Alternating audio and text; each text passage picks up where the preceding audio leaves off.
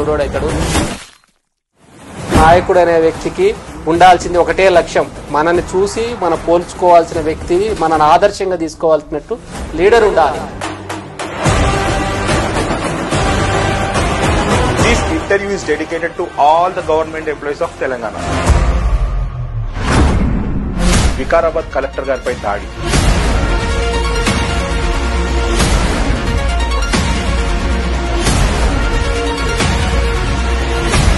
చంపాలనే ఉద్దేశంతోనే అది జరిగినట్టు. మల్లన్న సాగర్ బాధితులకు ఇప్పటికీ న్యాయం జరగలేదు. ఆ గవర్నమెంట్ లో టీఆర్ఎస్ గవర్నమెంట్ లో ఎప్పుడు ఇలాంటి దాడి జరగలేదు. ఆ ప్రభుత్వంలో కూడా మీరు ఒక ఆర్డీఓగా ఉన్నారు. ప్రజాస్వామ్యంలో భూములు కోల్పోతున్న రైతులందరూ కూడా రైతులు ఎప్పుడు దాడి చేయరు. మరి కేటీఆర్ గారు కేవలం కాంగ్రెస్ వాళ్ళని విడిచిపెట్టి టీఆర్ఎస్ వాళ్ళనే అరెస్ట్ చేస్తున్నారు. ఇప్పుడు గతంలో కూడా తహసీల్దార్ మీద పెట్రోల్ పోసి తగలబెట్టి చనిపోయినా కూడా ఆ తహసీల్దార్ కుటుంబాన్ని పరామర్శించని వారు ఆఫీసర్లను సమర్థించకుండా పరామర్శించకుండా కొట్టిన వారినే జైల్లో పోయి పరామర్శించడం అనేది ఎంతవరకు సబబో? సార్, మీరు ప్రభుత్వ ఉద్యోగాలను మీరు అంటున్నారు, కానీ మీరు ప్రభుత్వం కోసమే పనిచేస్తున్నారు అని అంటున్నారు సార్ చాలా మంది. పాలకులు అనే వాళ్ళు వస్తూ ఉంటారు, పోతూ ఉంటారు. పాలకులని ప్రభుత్వం అనద్దు. ఇదే ప్రభుత్వం చేత మీరు బాధపడలేదా? ఇదే ప్రభుత్వం చేత మీరు వాలంటీర్ రిటైర్మెంట్ తీసుకోలేదా? ఇదే ప్రభుత్వంతో మీరు ఫైట్ చేయలేదా? దొంగలుగా చిత్రీకరిస్తూ కనీసం మోరల్ గా వాళ్ళని బయట తిరగలేని పరిస్థితికి తీసుకొచ్చారు గతంలో పాలకులు.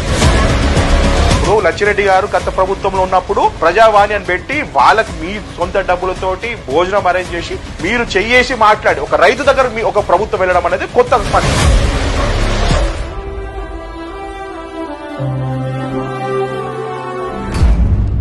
గతంలో టీఎస్ఆర్టీసీ విషయంలో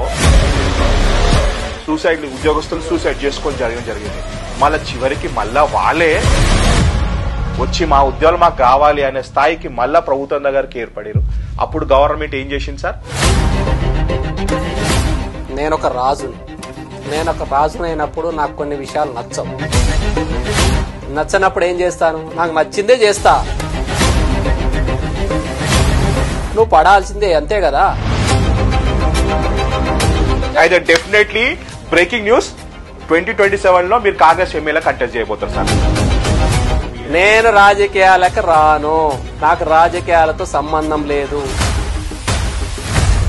ప్రజలకు ఎప్పుడు నేను రైతులతో సంబంధం ఉంది.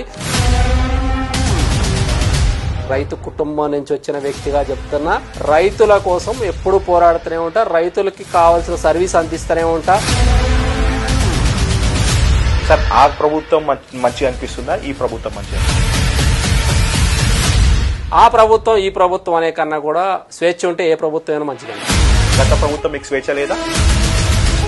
తన్నులు తిన్న వాడిని పరామర్శించకుండా తన్నులు దెబ్బలు కొట్టిన వాడిని పరామర్శిస్తున్నావు. ఏ కోణంలో చూస్తున్నావు నువ్వు? సింగిల్ వర్డ్ అబౌట్ కేసీఆర్ గారు. తెలంగాణ లెజెండ్.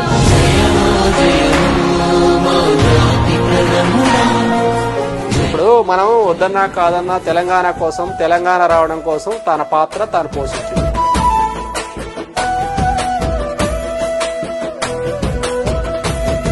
ప్రభుత్వ ఉద్యోగులు అనే వాళ్ళు ప్రభుత్వానికి ఒక వైట్ ఎలిఫెంట్ లాగా తయారవుతారు. ఎప్పుడు వీళ్ళు భారమే అనుకుంటారా తప్ప వీళ్ళు మాకు సర్వీసు దీనివల్ల వీళ్ళకి వల్ల మనకు వస్తున్న ఇన్కమ్ అంతా వీళ్ళ ద్వారా వస్తుందని అనుకోరు.